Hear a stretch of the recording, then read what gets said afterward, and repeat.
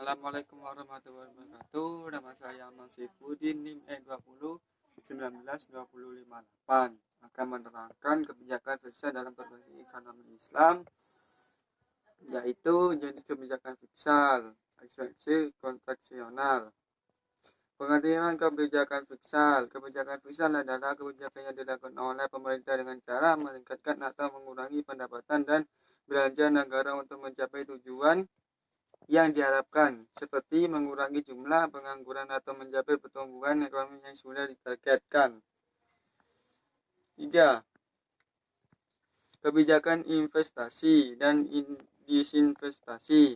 Agar pertumbuhan ekonomi berada dalam keseimbangan, maka optimalisasi investasi harus ditingkatkan.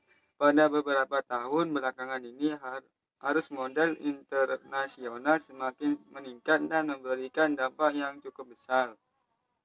Melalui arus modal internasional, ekonomi domestik dapat diintegrasikan secara baik dengan ekonomi global. 4. Pengelola uang atau surplus.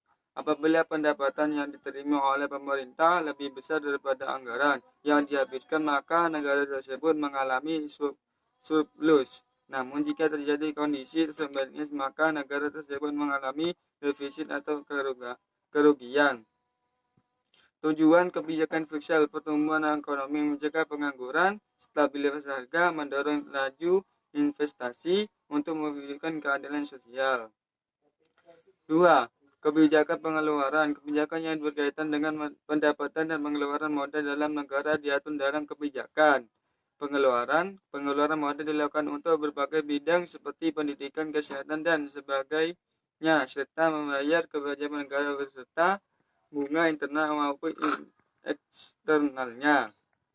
3. Kebijakan investasi dan disinvestasi. Instrumen kebijakan fiskal. 1. Anggaran belanja seimbang. 2.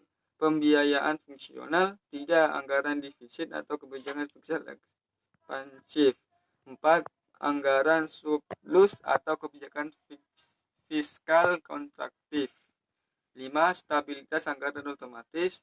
6. Pengelola anggaran. 1. Kebijakan perpajakan. Kebijakan perpajakan merupakan salah satu kebijakan yang diberlakukan dalam menentukan fiskal polisi. 2. Kebijakan pengeluaran. Kebijakan yang diberikan dengan pendapatan dan pengeluaran modal dalam negara diatur dalam kebijakan. 4. Pengelolaan atau surplus. Apabila pendapatan yang diterima oleh penerimaan lebih besar daripada anggaran yang dihabiskan, maka negara tersebut mengalami surplus. Namun jika terjadi kondisi sebaliknya, maka negara tersebut mengalami defisit atau kerugian. Dampak kebijakan fiskal dalam bisnis.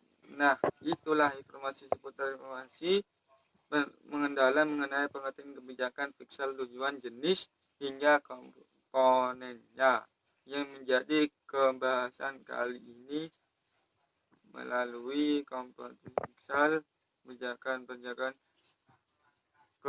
pengeluaran, kebijakan investasi dan disinvestasi, pengelolaan utang atau surplus.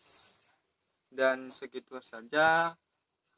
Selebihnya mohon maaf. Assalamualaikum warahmatullahi wabarakatuh.